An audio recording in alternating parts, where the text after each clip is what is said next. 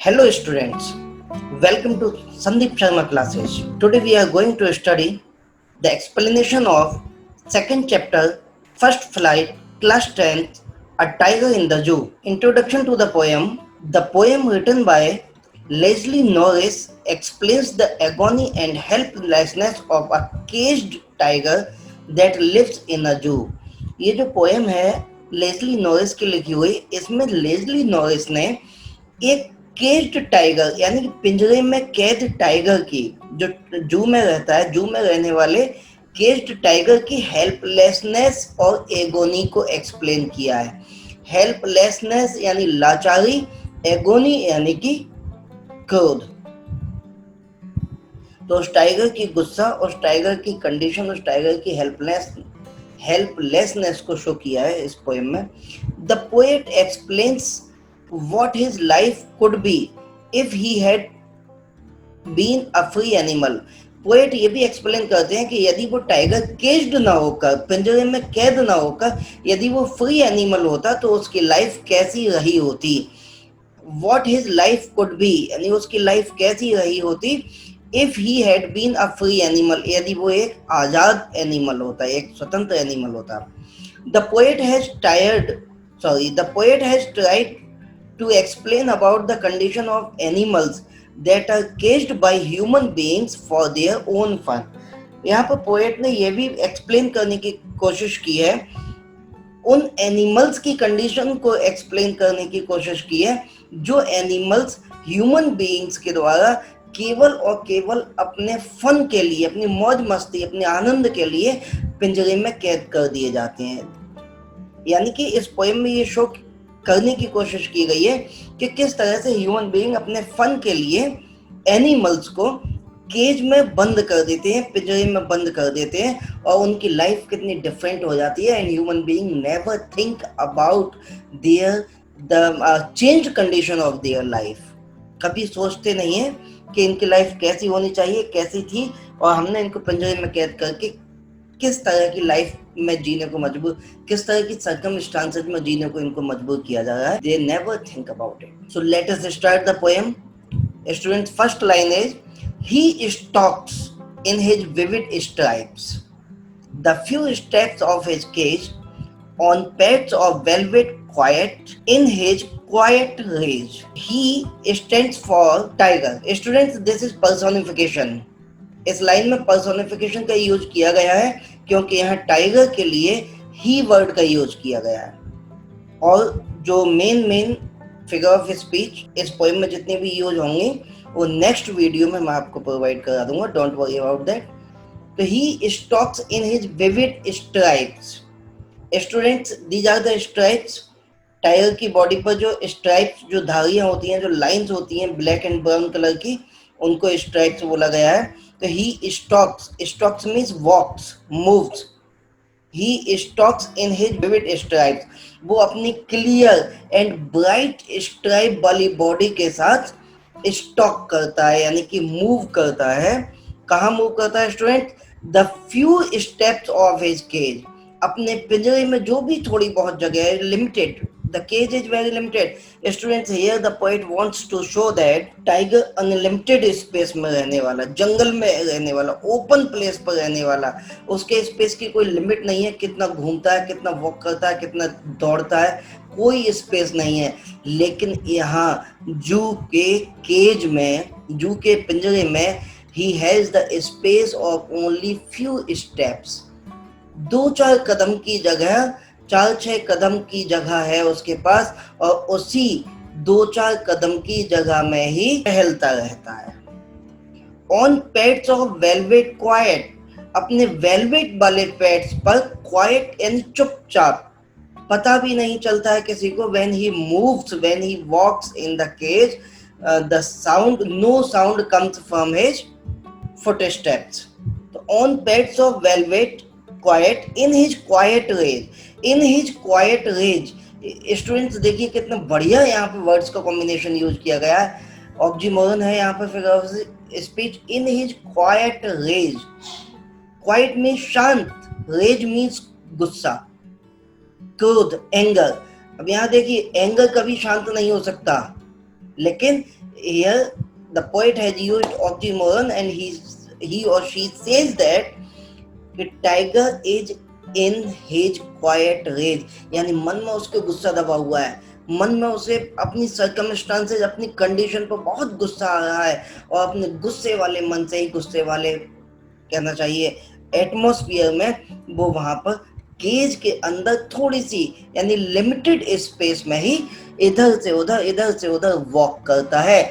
लेकिन स्टूडेंट्स ये ध्यान रखिएगा, सॉरी, ही स्टॉक्स यानी उसके पास स्पेस कम है, वो कन्फाइंड है, वो लिमिटेड है, लेकिन फिर भी उसकी जो वे ऑफ वॉकिंग है वो स्टॉक यानी स्टिफनेस, प्राउड वाली है, उसकी चाल में अकड़ कम नहीं हुई है। स्टूडेंट्स यहाँ पर फर्स्ट पैराग्राफ में ही shows the sorry in the first paragraph the writer shows his condition in the zoo, in the cage of the zoo, and in second paragraph the poet just puts an imagination that if he had been a free animal, what would he been doing, यदि वो free animal रहा होता तो क्या कर रहा होता, वो इस सेकंड पैराग्राफ में यहाँ पर शो करने की कोशिश की गई है।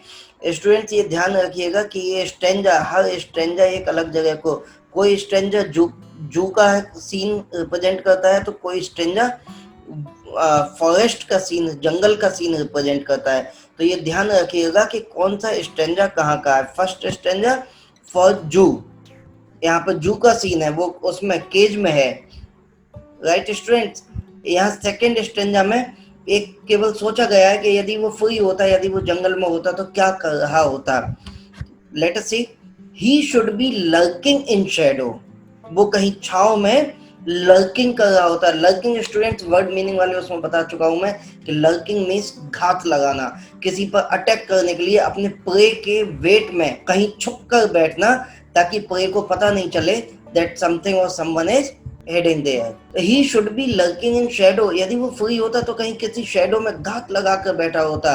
Sliding through the long grass, लंबी लंबी घास में अपने एनिमल, अपने प्रे पर अटैक करने के लिए लॉन्ग ग्रास में कहीं स्लाइड कर रहा होता। स्लाइड मीन्स टू मूव अननोटिसेबली, किसी को इस तरह से चलना कि किसी को पता नहीं चले, चुपचाप से। और ये इसकी लर्किंग या स्लाइडिंग कहाँ हो रही होती, नियर द वाटर होल, किसी ऐसे प्लेस पर जहाँ वाटर पीने एनिमल्स आते हैं, किसी वाटर होल के आसपास। वेयर प्लम्प डियर पास, जहाँ प्लम्प यानी कि प्लीजेंटली फैट डियर, जहाँ मोटे ताजे अच्छे फ्लैश वाले, जहाँ से डियर हिरन निकले, ऐसी किसी जगह पर पानी के पास वो घात लगाए बैठा होता। कब? If he had been a free animal, यदि वो आजाद रहा होता तो। Next stanza again students, this is also from the jungle. He should be snarling around houses at the jungle's edge, यदि वो फ्री होता तो क्या कर रहा होता, जंगल के किनारे बसे हुए घरों में, जंगल के किनारे रहने वाले लोगों के घरों में ही शुड बी स्नॉलिंग कर रहा होता, गुर्रा रहा होता। स्टूडेंट्स ये देखिएगा, this picture shows the snarling condition of tiger. जंगल के किनारे बसे हुए घरों में, जंगल के किनारे बसे हुए घरों में या घरों के आसपास वो अपनी दहाड़ सुना रहा होता, गुर्रा रहा होता। बियरिंग हिज वाइट फैंग्स, और उसके वाइट फैंग्स यानी कि जो वाइट लॉन्ग टीथ होते हैं स्टूडेंट्स, ये हैं इनके। Baring his white, baring means showing, तो showing his white fangs, his claws, terrorizing the village, उसके जब वो अपना वाइट फैंग्स दिखाता है, जब अपने वाइट कलर के बड़े बड़े टीथ दिखाता है, अपने क्लॉज शो करता है। Student these are the clause. वैसे वर्ड मीनिंग में ये पॉइंट हम क्लियर कर चुके हैं कि क्लॉज क्या होता है, फैंग्स क्या होते हैं, सारी चीजें। तो जब वो अपने बड़े बड़े पंजे, अपने बड़े बड़े दांत दिखाता है, तो उससे गांव के लोग टेरराइज्ड हो जाते हैं, सब लोग डर जाते हैं, यानी कि वो डराने के लिए ये सब काम करता है। तो यदि वो आजाद होता तो किसी गांव के किनारे अपनी दहाड़ से, अपने वाइट फैंग्स से, अपने क्लॉज से लोगों को डरा रहा होता। लेकिन यहाँ उल्टा है स्टूडेंट्स, यहाँ पर वो बेचारा कैद है और लोग उसको देखने आ रहे हैं। वैसे हिम्मत नहीं पड़ती है कि टाइगर, कहीं पता हो कि 1 किलोमीटर भी दूर पता चल जाए कि यहाँ टाइगर है तो उस साइड में जाने की हिम्मत नहीं पड़ेगी। लेकिन कमाल की बात है कि जू में जो टाइगर रॉड्स में, बाल्स में कैद होते हैं, केज में कैद होते हैं, उन्हें लोग चिढ़ चिढ़ कर निकलते हैं। But he is locked in a concrete cell. अब ये फिर से जू में आ गए, इस स्टेंजा में स्टूडेंट्स फिर से वापस जू का सीन है। तो but he is locked in a concrete cell, लेकिन वो तो यहाँ एक कंक्रीट की बनी हुई सेल में लॉक्ड है। सेल मीन्स स्मॉल रूम, एक कंक्रीट का बना हुआ, सीमेंट का बना हुआ एक छोटे से कंक्रीट सेल, यानी स्ट्रॉन्ग सेल, कंक्रीट का बना हुआ स्ट्रॉन्ग रूम में यहाँ पर वो कैद है, लॉक्ड है। हिज स्ट्रेंथ बिहाइंड बार्स, इस समय तो उसके यहाँ तो जितनी भी उसकी स्ट्रेंथ है वो सब बार्स में, बार्स के पीछे, यानी कि उसकी सारी ताकत उन सलाखों के, उस पिंजरे में यूज की गई सलाखों के पीछे है। Stalking the length of his cage, और वो बेचारा वहीं अपनी जितनी केज की लंबाई है, जितना लंबा चौड़ा केज उसका पिंजरा है, उसी में स्टॉकिंग, उसी में वॉकिंग करता रहता है। इग्नोरिंग विजिटर्स, विजिटर्स पर ध्यान नहीं देता है। क्या विजिटर्स पर ध्यान देगा, वो परेशान है, अंदर ही अंदर दुखी होता है। That's why he started ignoring the visitors. अब उसने विजिटर्स पर ध्यान देना बंद कर दिया है। He hears the last voice at night, रात में वो लास्ट वॉइस सुनता है, किसकी? द पेट्रोलिंग कार्स, जो गश्त लगा रहे होते हैं लोग, उनकी कार, जो वॉच कर रहे होते हैं, उनकी कार की आवाज सुनता है। And stairs with his brilliant eyes at the brilliant stars, और अपनी ब्रिलियंट आइज से, शाइनिंग आइज से ब्रिलियंट स्टार्स यानी कि शाइनिंग स्टार्स की तरफ देखता रहता है, देखता रहता है, देखता रहता है। स्टूडेंट्स, वो अपनी ब्राइट आइज से ब्राइट शाइनिंग स्टार्स को इसलिए देखता रहता है क्योंकि उसे वो सब चीजें याद आती हैं, उसका मन करता है वही फ्रीडम वाली लाइफ सरवाइव करने का। But now he is helpless, he can do nothing, कुछ कर नहीं सकता, मजबूर है, लाचार है। That's why he keeps steering, देखता रहता है सितारों की तरफ। And he hopes that someday will come when he become free. Thank you for watching, students. Don't forget to like, comment and subscribe. Thank you very much. All the best for your board examinations.